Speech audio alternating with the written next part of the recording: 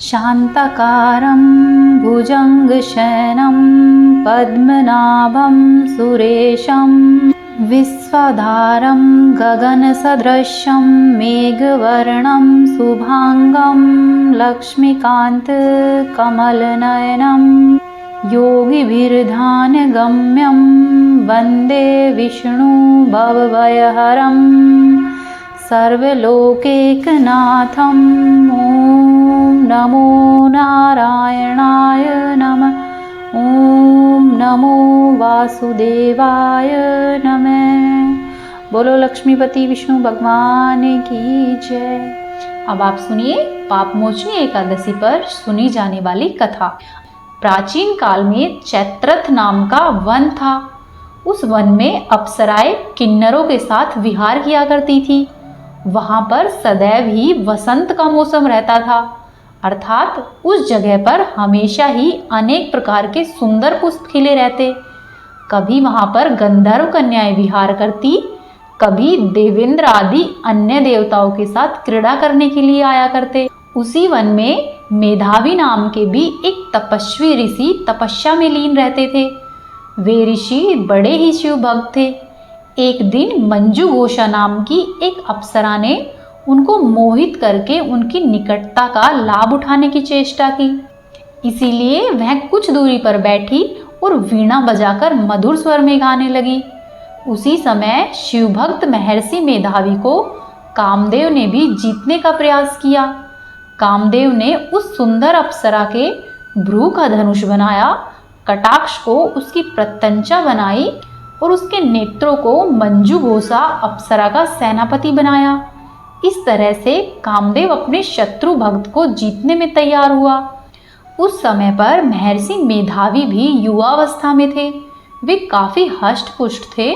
उन्होंने यज्ञोपवीत तथा दंड धारण कर रखा था। वे दूसरे ही कामदेव के समान प्रतीत हो रहे थे। उस मुनि को देखकर कामदेव के वश में हुई मंजू घोषा ने धीरे धीरे मधुर वाणी से वीणा पर गायन शुरू कर दिया। गायन सुनकर महर्षि मेधावी भी मंजू घोषा के मधुर गाने पर तथा उसके सौंदर्य पर मोहित हो गए। वह अप्सरा मेधावी मुनि को कामदेव से पीड़ित जानकर उनसे आलिंगन करने लगी। महर्षि मेधावी उसके सौंदर्य पर मोहित होकर शिव रहस्य को भूल गए और काम के वशीभूत होकर उसके साथ ही रमण करने लग गए। काम के वशीभूत होने के कारण मुनि को उस समय दिन और रात इसका कुछ भी ज्ञान नहीं रहा और काफी समय तक वे रमण करते रहे। उसके बाद मंजू घोषा उस मुनि से बोली कि हे ऋषिवर, अब मुझे बहुत समय हो गया है, अतः मुझे स्वर्ग जाने की आज्ञा दीजिए।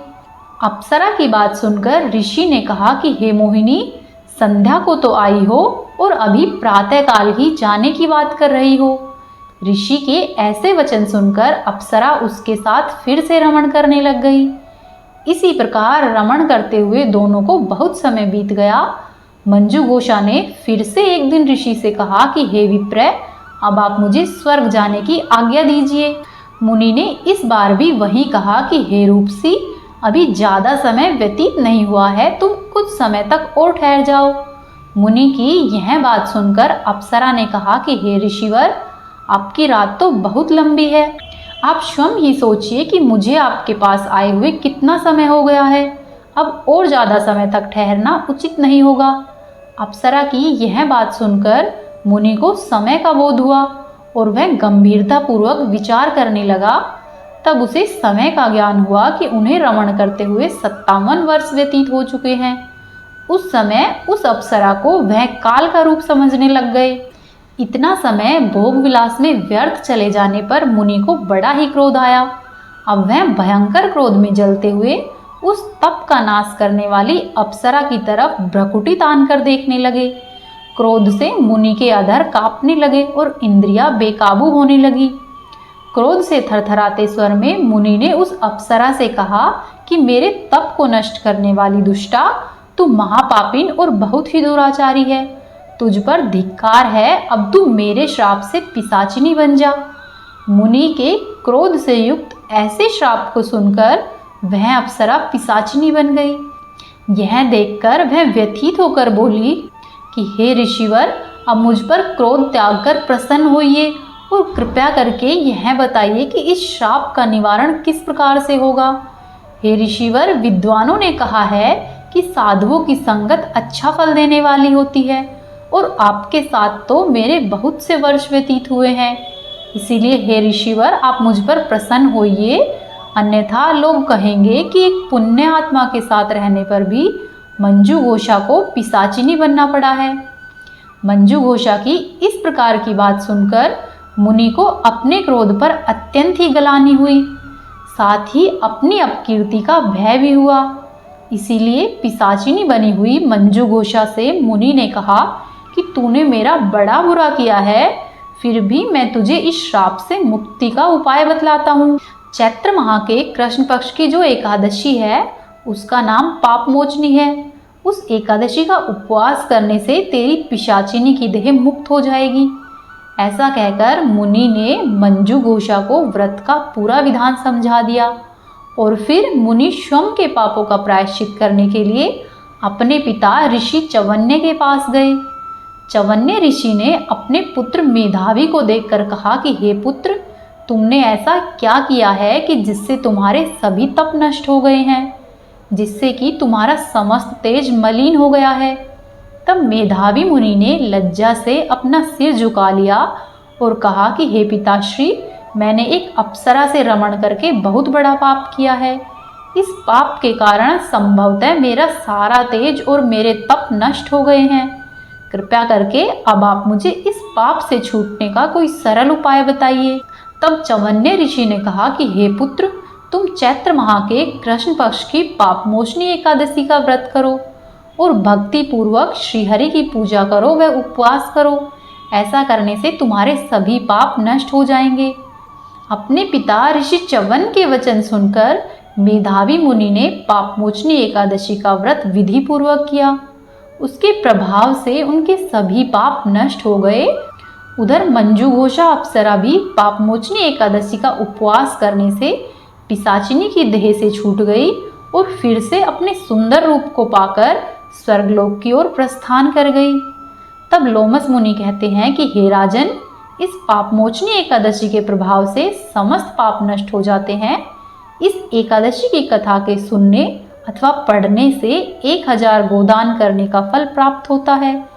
इस उपवास के करने से ब्रह्म हत्या करने वाले, स्वर्ण चुराने वाले, मद्यपान करने वाले, अगम्य गमन करने वाले आदि भयंकर पाप भी नष्ट हो जाते हैं और अंत में स्वर्गलोक की प्राप्ति होती है। बोली श्री हरि विष्णु भगवान की जय। एक बार सतयुग में मुर नाम का दैत्य उत्पन्न हुआ। वह बड़ा ही बलवान और भयानक था। उस प्रचंड दैत्य ने इंद्र, आदित्य, वसु, वायु, अग्नि आदि सभी देवताओं को पराजित करके भगा दिया था। तब इंद्र सहित सभी देवता स्वर्ग से दूर होकर भयभीत हो रहे थे। फिर उन्होंने भगवान शिव के पास जाकर पूरा वृतांत कह सुनाया और बोले, हे कैलाशपति, मुर दैत्य से भयभीत होकर सब देवता पृथ्वी में फिर रहे हैं। तब भगवान शिव ने कहा, हे देवताओं, तीनों लोकों के स्वामी, भक्तों के दुखों का नाश करने वाले भगवान विष्णु की शरण में जाओ। वे ही तुम्हारे दुखों को दूर कर सकते हैं। शिव जी के ऐसे वचन सुनकर सभी देवता क्षीर सागर में पहुंच गए। वहां पर भगवान को शयन करते हुए देखा और हाथ जोड़कर उनकी स्तुति करने लगे। हे देवताओं द्वारा स्तुति करने योग्य प्रभु, आपको बारंबार नमस्कार है। देवताओं की रक्षा करने वाले मधुसूदन, आपको नमस्कार है। हे प्रभु, हमारी रक्षा करें, हम मुर दैत्य से भयभीत होकर पृथ्वी लोक में घूम रहे हैं। हे प्रभु, आप इस संसार के कर्ता धर्ता, माता पिता, उत्पत्ति और पालन करता और साथ ही संहार करने वाले हैं। हे भगवान, दैत्यों ने सभी देवताओं को जीतकर स्वर्ग से भगा दिया है और हम सब देवता इधर उधर फिर रहे हैं। आप उस दैत्य से हम सब की रक्षा करें। इंद्र के ऐसे वचन सुनकर भगवान विष्णु कहने लगा कि हे इंद्र, ऐसा मायावी दैत्य कौन है जिसने सब देवताओं को जीत लिया है और उसका नाम क्या है? उसमें कितना बल है और किसके आश्रय में है तथा उसका स्थान कहाँ है, यह सब मुझसे कहो। भगवान विष्णु के ऐसे वचन सुनकर इंद्रदेव बोले, भगवान, प्राचीन समय में नाड़ीजंग नामक राक्षस था।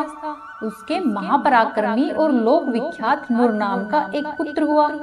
उसकी चंद्रावती नगरी है। उसने सब देवताओं को स्वर्ग से निकालकर स्वर्ग पर अपना अधिकार जमा लिया है।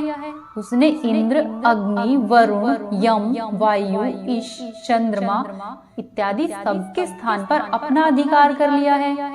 सूर्य बनकर वह स्वयं ही प्रकाश करता है, स्वयं ही मेघ बनकर बैठा है, सबसे अजय है। हे असुर निकंदन, उस दुष्ट को मारकर देवताओं को अजय बनाइए। यह वचन सुनकर भगवान श्री हरि बोले कि हे देवताओं, मैं शीघ्र ही उसका संहार करूंगा। तुम सब चंद्रावती नगरी जाओ। इस प्रकार कहकर भगवान सहित सभी देवताओं ने चंद्रावती नगरी की ओर प्रस्थान किया। उस समय जब दैत्यमुर सेना सहित युद्ध भूमि में गरज रहा था, उसकी भयंकर गर्जना सुनकर सभी देवता भय के मारे चारों दिशाओं में भागने लगे। जब स्वयं भगवान विष्णु रणभूमि में आए तो दैत्य उन पर भी अस्त्र शस्त्र और आयुध लेकर दौड़ पड़े। भगवान ने उन्हें सर्प के समान अपने बाणों से बींध डाला। बहुत से दैत्य मारे गए, केवल मुर ही बचा रहा। वह अविचल भाव से भगवान के साथ युद्ध करता रहा। भगवान जो जो तीक्ष्ण बाण चलाते, वह उसके लिए पुष्प के समान सिद्ध होते।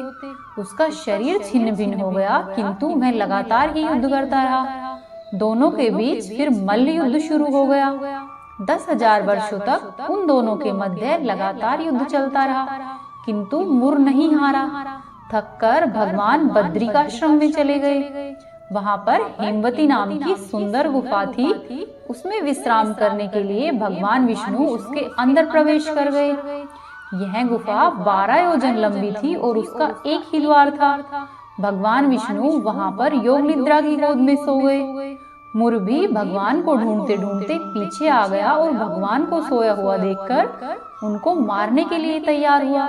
तभी भगवान के शरीर से उज्जवल कांतिमय रूप वाली देवी प्रकट हुई। देवी ने राक्षस मुर को ललकारा, उसके साथ युद्ध किया और उसे तत्काल ही मौत के घाट उतार दिया। जब श्री हरि योग निद्रा से उठे तब सब बातों को जानकर उन्होंने देवी से कहा कि आपका जन्म एकादशी के दिन हुआ है, इसीलिए आज से आप एकादशी के नाम से पूजित होगी। तब भगवान विष्णु उनसे बोले, हे कल्याणी, तुम्हारे इस कार्य से तीनों लोकों के मुनि, देवता और मनुष्य सभी आनंदित हुए हैं। इसीलिए तुम्हारे मन में जैसी इच्छा हो उसके अनुसार कोई वरदान मांगो। अत्यधिक दुर्लभ होने पर भी मैं अवश्य ही तुम्हें वरदान दूंगा, इसमें बिल्कुल भी संदेह नहीं करना। तब वह कन्या बोली कि हे प्रभु, यदि आप प्रसन्न हैं तो मैं आपकी कृपा से सब तीर्थों में प्रधान, समस्त विभ्रों का नाश करने वाली तथा समस्त प्रकार की सिद्धि देने वाली देवी बन जाऊं। जनार्दन, जो लोग आप में भक्ति रखते हुए मेरे दिन को उपवास के रूप में रखेंगे, उन्हें सब प्रकार की सिद्धि प्राप्त हो जाए।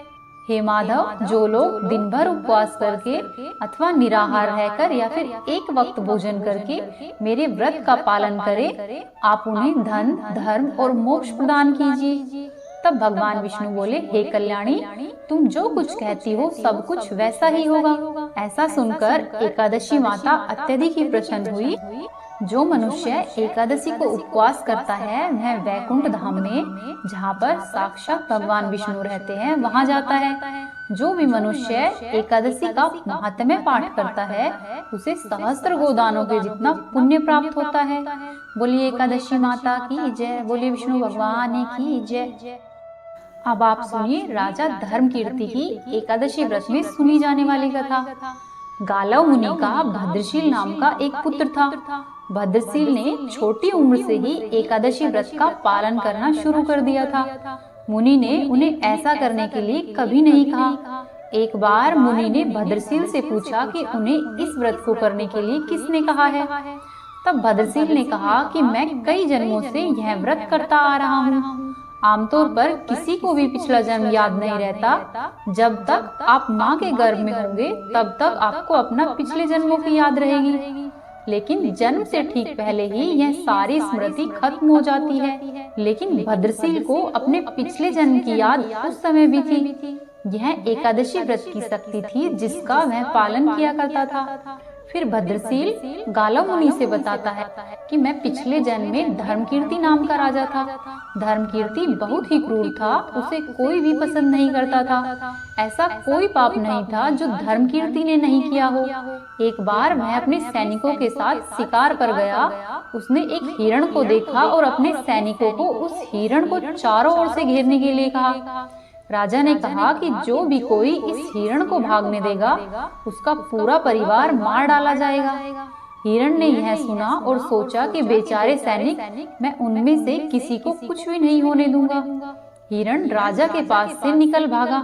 राजा ने हिरण का पीछा किया और सूर्यास्त होते होते राजा एक घने जंगल के अंदर फंस गया। उसको हिरण कहीं पर भी दिखाई नहीं दे रहा था। फिर राजा ने एक पेड़ के नीचे रात बिताई। उसने दिन भर से कुछ भी नहीं खाया था और जंगल में उसको चारों ओर से खतरनाक जानवरों के गुर्राने की आवाजें सुनाई दे रही थी। वह रात भर सो नहीं सका। राजा ने डर से श्री हरि परमात्मा से प्रार्थना शुरू कर दी। फिर सुबह होते ही उसकी मृत्यु हो गई और यमदूत आए और उसको लेकर यमराज के पास गए। तब यमराज ने पूछा कि तुम लोग इसको यहाँ पर क्यों लाए हो? इनका स्थान वैकुंठ में है, भगवान श्री विष्णु की बगल में है। तब यमदूत बोले, लेकिन राजन यह तो महापापी है। तब यमराज बोले, नहीं, वह सब पाप एकादशी की वजह से मिट गया है।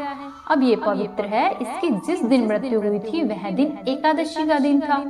इसने दिन भर उपवास किया था और रात में जागते हुए श्री हरि का स्मरण किया था। इस वजह से इसके सारे पाप दूर हो गए हैं, यह पवित्र हो गया है।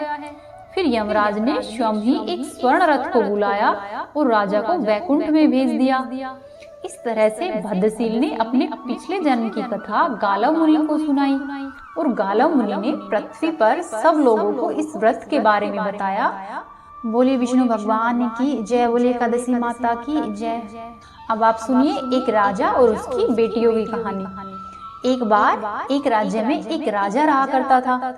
राजा बहुत ही बुद्धिमानी और बलशाली था। राजा हमेशा ही अपनी प्रजा का बहुत अच्छे से ध्यान रखता था। प्रजा भी अपने राजा को बहुत पसंद करती थी। राजा की 2 बेटियां थी। राजा अपनी दोनों बेटियों से बहुत प्रेम करता था। राजा की छोटी बेटी दिखने में बहुत सुंदर और आकर्षक थी और राजा की बड़ी बेटी छोटी बेटी के मुकाबले में थोड़ी सी कम सुंदर थी। राजा की छोटी बेटी 11 माता की पूजा किया करती थी और सभी लोग राजा की छोटी बेटी से बहुत प्रेम करते थे। उसकी बहुत ही प्रशंसा किया करते क्योंकि उसका स्वभाव बहुत ही विनम्र था और वह सबका आदर सत्कार करती थी। राजा भी अपनी छोटी बेटी को बड़ी बेटी से अधिक प्रेम करता था क्योंकि उसका स्वभाव बड़ी बेटी की तुलना में बहुत अच्छा था, जिस कारण राजा की बड़ी बेटी को अपनी छोटी बहन से बहुत ही नफरत होने लगी।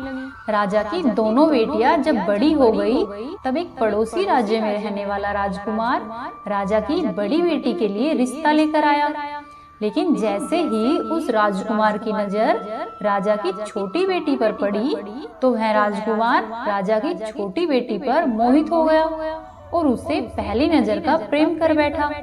उस राजकुमार ने राजा की बड़ी बेटी के साथ विवाह करने से मना कर दिया और उसने राजा से कहा कि मैं आपकी छोटी बेटी से विवाह करना चाहता हूँ। जिसके बाद राजा की बड़ी बेटी यह देखकर अपनी छोटी बहन से बहुत अधिक क्रोधित हो गई और राजा की बड़ी बेटी ने अपनी छोटी बहन को अपना दुश्मन मान लिया। राजा की बड़ी बेटी ने अपनी छोटी बहन से बदला लेने का निर्णय किया। फिर राजा की बड़ी बेटी ने अपनी छोटी बहन को जान से मारने का सोचा। राजा की बड़ी बेटी ने छोटी बहन को मारने के लिए सबसे पहले एक लड्डू में जहर मिलाकर अपनी छोटी बहन को दे दिया और उसको लड्डू खाने के लिए कहा। लेकिन लड्डू खाने के बाद भी छोटी बहन को एकादशी माता की कृपा से कुछ नहीं हुआ। यह देखकर बड़ी बहन बहुत ही अचंभित हुई, लेकिन उसकी बड़ी बहन ने हार नहीं मानी और जब रात में छोटी बहन अपने कमरे में सो रही थी तब वह एक दिन एक मटकी में सांप लेकर आई और उसे कमरे में छोड़ दिया। लेकिन सांप भी छोटी बहन का एकादशी माता की कृपा से कुछ नहीं कर पाया। जिसके बाद बड़ी बहन ने अपनी छोटी बहन से कहा कि चलो हम लोग कुएं से पानी भरकर लाते हैं। अपनी बड़ी बहन की ऐसी बात सुनकर छोटी बहन पानी भरकर लाने के लिए तैयार हो गई।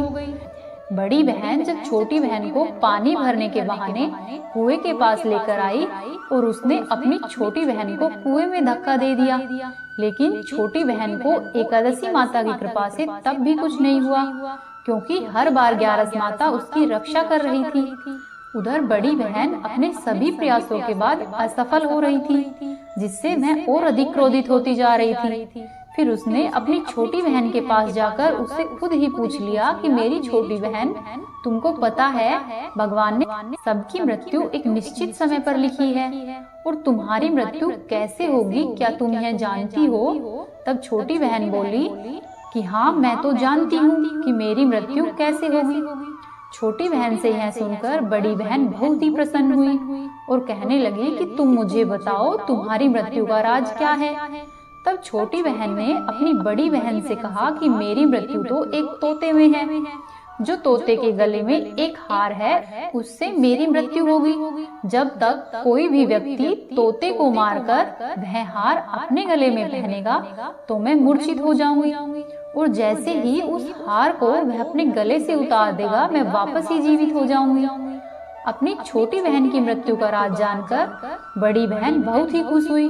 उसने अपनी छोटी बहन को मारने के लिए उसके पालतू तोते को ढूंढना शुरू कर दिया, और वहीं छोटी बहन को इस बात का आभास हो गया कि कोई उसकी जान लेना चाहता है, जिसके लिए वह अपने पिताजी के पास गई और उसने अपने पिताजी से कहा कि पिताजी, मेरी मृत्यु के बाद आप मुझे जलाइएगा मत, बल्कि आप मुझे अपनी पुरानी वाली हवेली में एक पलंग पर लिटा कर छोड़ दीजिए। अपनी छोटी लड़की की यह बात सुनकर राजा बहुत ही अचंभित हुआ। राजा ने अपनी छोटी बेटी से पूछा कि तुम यह क्या कह रही हो? तब राजा की छोटी बेटी ने बताया कि पिताजी, समय किसी के लिए भी नहीं रुका है, कब और क्या हो जाए किसी को कुछ नहीं पता है। और फिर राजा ने अपनी छोटी बेटी से कहा कि तुम ऐसी बातें क्यों कर रही हो?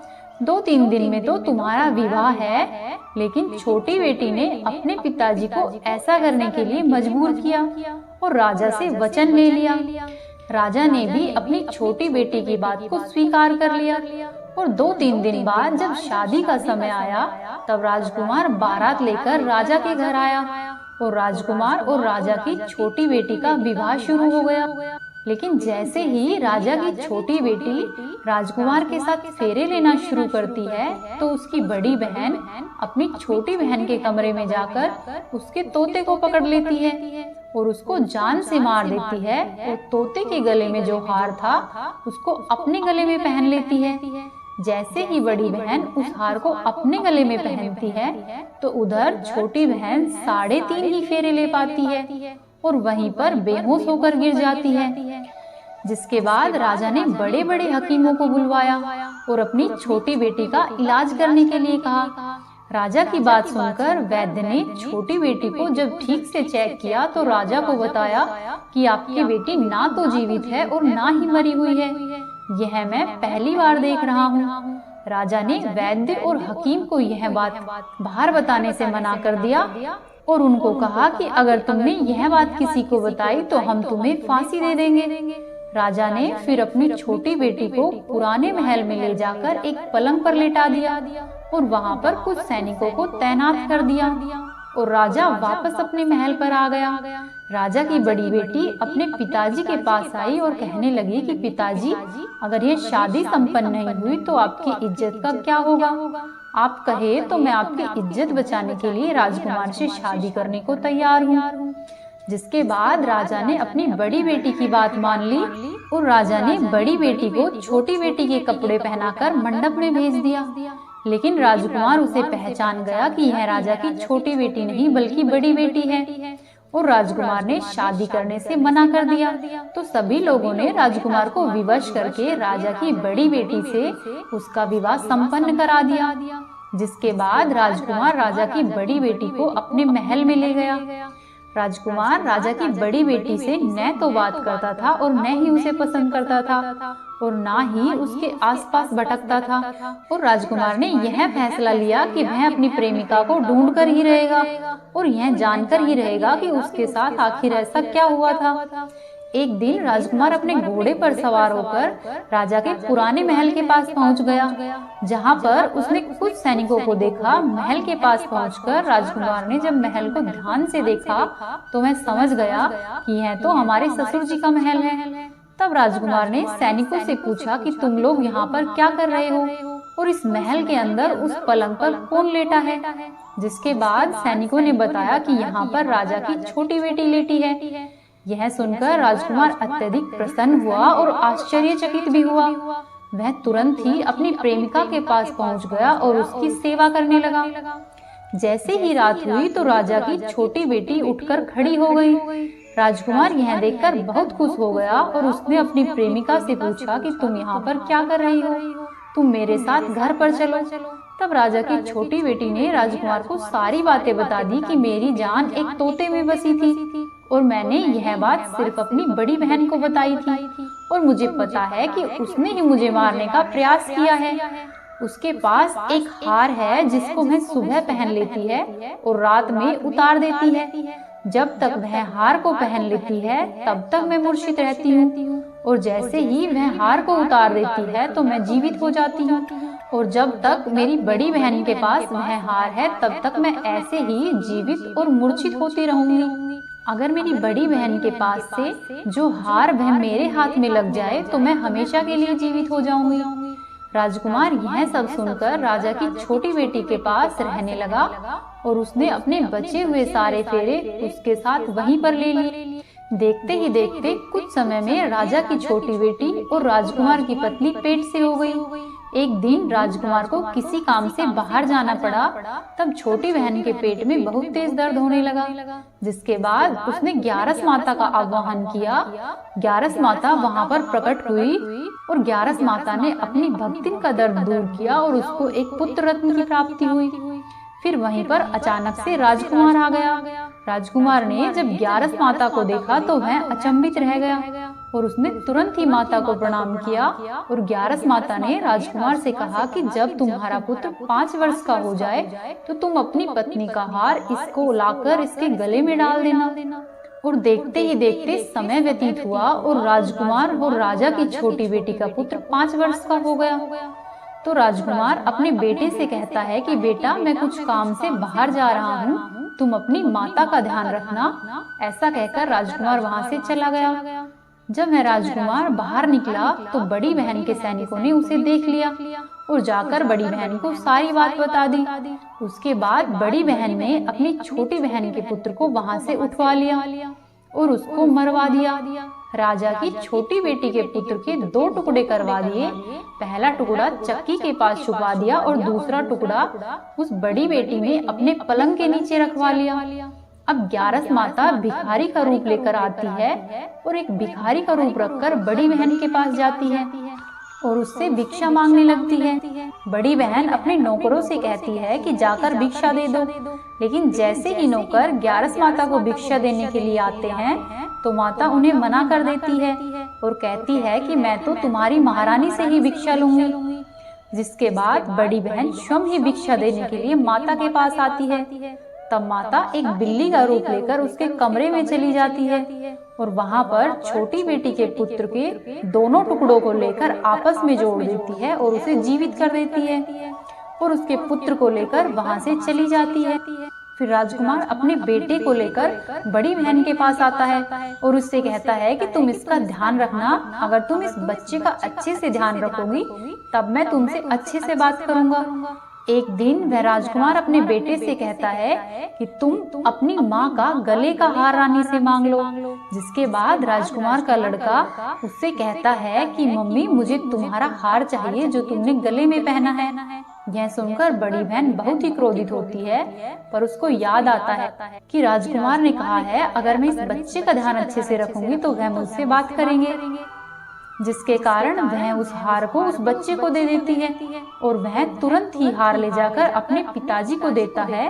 तब राजकुमार अपने बेटे को लेकर वहां से जाने लगता है और बड़ी बहन से कहता है कि तुम हमारे लिए खाना बनाकर रखना, मैं शाम को आकर तुम्हारे साथ खाऊंगा। और वह अपने बेटे को लेकर वहां से चला जाता है।